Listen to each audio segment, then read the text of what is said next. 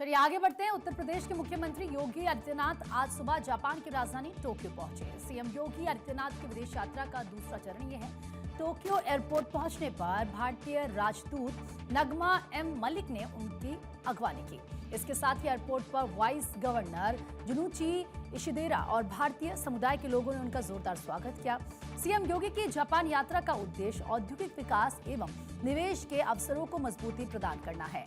Japan पहुंचने पर CM योगी ने एक्स पर अपने पोस्ट में कहा कि उगते सूरज की नवोन्मेष भूमि को प्रभु श्री राम की पावन धरा के आदित्य का नमस्कार। सीएम योगी आदित्यनाथ जापान में 2 दिन तक रहेंगे और इसके साथ ही सीएम योगी आदित्यनाथ यात्रा के दौरान कई निवेशकों के साथ मुलाकात करेंगे। सीएम योगी का यह दौरा 2 देशों की यात्रा का हिस्सा है और मुख्यमंत्री की जापान की पहली आधिकारिक यात्रा है। यह एक महत्वपूर्ण मील का पत्थर है जो भारत और जापान के बीच गहराते रणनीतिक और सांस्कृतिक संबंधों को भी दर्शाता है। तो देखिए, सीएम योगी ने जापान के टोक्यो में यूपी के इन्वेस्टमेंट रोड शो के तहत में आयोजित संवाद कार्यक्रम को संबोधित किया और इस मौके पर उन्होंने कई अहम मुद्दों पर बातचीत की। मुझे प्रसन्नता है कि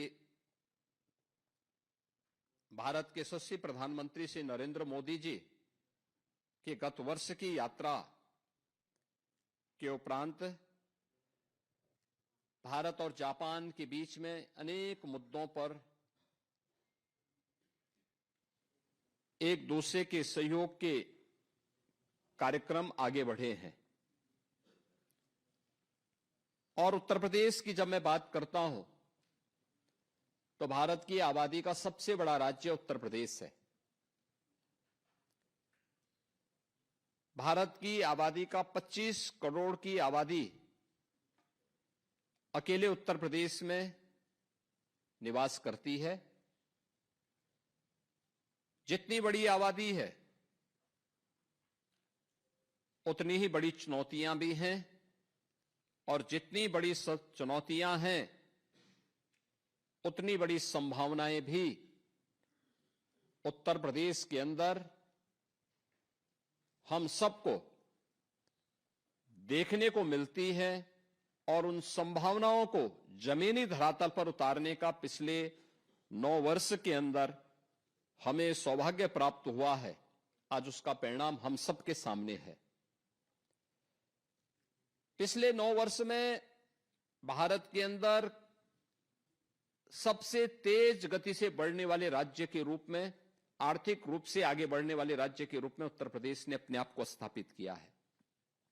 और 9 वर्ष में उत्तर प्रदेश ने अपनी अर्थव्यवस्था को 3 गुना करने में सफलता प्राप्त की।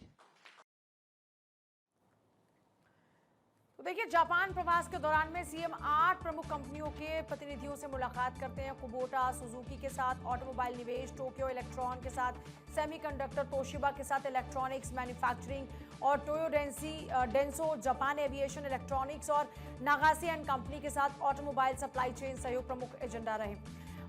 कनाडेविया के साथ ग्रीन हाइड्रोजन, मारुबेनी के साथ हॉस्पिटैलिटी, रियल एस्टेट निवेश पर भी चर्चा होनी है।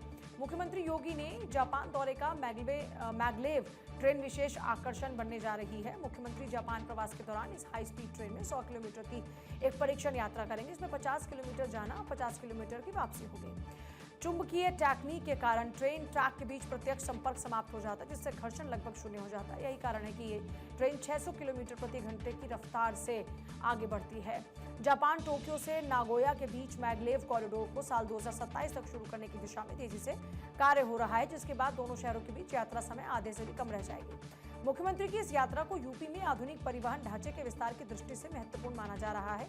मैग्लेव जैसी भविष्य की टेक्निक को प्रत्यक्ष अनुभव नीति निर्माण दीर्घकालिक योजना के लिए उपयोगी माना जा रहा है। जापानी विशेषज्ञों के मुताबिक इस ट्रेन में सुपर कंडक्टिंग, मैग्नेट और अत्याधुनिक गाइडवे सिस्टम का उपयोग हो रहा है, जो इसे उच्च गति के साथ स्थिरता सुरक्षा भी देता है। फिलहाल ट्रायल चरण में संचालित ये ट्रेन जापान की तकनीकी क्षमता की एक मिसाल है।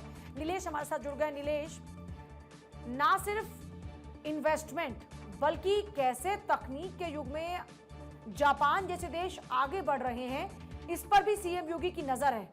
और किसी भी राज्य के मुख्यमंत्री के लिए इस तरह की तकनीक से अवगत होना उसके अपने राज्य के विकास के लिए बड़ा जरूरी होता है। देखिए, बिल्कुल अगर हम उत्तर प्रदेश के मुख्यमंत्री योगी आदित्यनाथ के जापान दौरे की बात करें तो उत्तर प्रदेश में इन्वेस्टमेंट कैसे आएगा उसको लेकर उन्होंने खुलकर वहाँ के जो उद्यमी हैं उनसे बात की। उसके अलावा जापान में टेक्नोलॉजी का इस्तेमाल कैसे होता है, क्योंकि जापानी टेक्नोलॉजी के बारे में दुनिया जानती है कि जापान में सबसे ज़्यादा भूकंप आते हैं और ऐसे में जापान कुछ ही दिनों के अंदर फिर से जो है उसी स्थिति में खड़ा हो जाता है। तो कहीं ना कहीं उस टेक्नोलॉजी के बारे में भी उत्तर प्रदेश के मुख्यमंत्री समझेंगे, क्योंकि उत्तर प्रदेश की अगर हम बात करें तो उत्तर प्रदेश देश का सबसे बड़ा प्रदेश है और ऐसे में उत्तर प्रदेश के मुख्यमंत्री का जापान दौरा बेहद अहम होने वाला है, क्योंकि इन्वेस्टमेंट के साथ साथ टेक्नोलॉजी का इस्तेमाल कैसे करना है, जापानी टेक्नोलॉजी कैसे इस्तेमाल करते हैं, उन तमाम चीज़ों को नज़दीक से समझेंगे। जब वापस आएंगे तो जाहिर सी बात है कि उत्तर प्रदेश में उस टेक्नोलॉजी का इस्तेमाल कैसे हो सके उस पर भी चर्चा की जाएगी। हालांकि 3 दिन के दौरे की अभी तक अगर हम बात करें तो हजारों करोड़ रुपए के इन्वेस्टमेंट की जो रूपरेखा है वो तैयार हो चुकी है। जब वापस आएंगे तो तमाम बड़े इन्वेस्टर्स उत्तर प्रदेश आएंगे और उत्तर प्रदेश में इन्वेस्ट करेंगे, चाहे वो ऑटोमोबाइल सेक्टर हो या सेमीकंडक्टर हो, उसके अलावा टेक्सटाइल पार्क हो, ग्रीन एनर्जी हो, हाइड्रो एनर्जी हो, मैन्युफैक्चरिंग हब हो, उन तमाम चीज़ों को लेकर निवेशक जो है उत्तर प्रदेश में निवेश करने के लिए उत्तर प्रदेश के मुख्यमंत्री के साथ राजी हो गए हैं। और ऐसे में आज जब जापान में मुख्यमंत्री मौजूद हैं तो जापान में इतनी हाई स्पीड ट्रेनें कैसे चलती हैं, क्या टेक्नोलॉजी का इस्तेमाल होता है, उसको भी बखूबी नज़दीक से समझेंगे ताकि उत्तर प्रदेश की जनता के लिए भी आने वाले दिनों में वही सौगात दी जा सके। तो अपने आप में कहा जा सकता है कि उत्तर प्रदेश के मुख्यमंत्री योगी आदित्यनाथ का दौरा बेहद अहम होने वाला है। इन्वेस्टमेंट तो आएगा ही, जब उत्तर प्रदेश में बड़े निवेशक आएंगे तो रोजगार के अवसर खुलेंगे और साथ ही साथ जापानी टेक्नोलॉजी के बारे में जब समझ जाएंगे तो कहीं ना कहीं उत्तर प्रदेश में भी उस टेक्नोलॉजी को इस्तेमाल किया जाएगा। और साथ ही साथ उत्तर प्रदेश वो प्रदेश है जिसने देश नहीं दुनिया को तमाम बड़े वैज्ञानिक और तमाम बड़े जो है उद्योगपति भी दिए हैं, जिससे कहीं ना कहीं उत्तर प्रदेश और देश के विकास में वो लोग योगदान दे रहे हैं। और साथ ही साथ उत्तर प्रदेश के लोग जो है किसी भी चीज को समझने के लिए सबसे ज्यादा आतुर रहते हैं और योग्य भी पाए जाते हैं। यही कारण है कि योगी आदित्यनाथ उस टेक्नोलॉजी को नजदीक से समझ रहे हैं। उत्तर प्रदेश के लोग जब उस टेक्नोलॉजी को समझेंगे तो जाहिर सी बात है कि उस टेक्नोलॉजी का फायदा उत्तर प्रदेश की जनता को भी आने वाले दिनों में मिलेगा। उसके अलावा निवेशक उत्तर प्रदेश में निवेश करेंगे तो जिस उत्तर प्रदेश को हम उत्तम प्रदेश कहते हैं, आत्मनिर्भर प्रदेश कहते हैं, तो ऐसे में आत्मनिर्भरता की ओर एक और कदम हो जाएगा। ठीक है नीलेश, और देश को जो विकसित। बहुत शुक्रिया आपका फिलहाल पूरी जानकारी के लिए। उत्तर प्रदेश को उत्तम प्रदेश बनाने के लिए निवेश के लिहाज से ये दौरा बेहद अहम हो जाता है।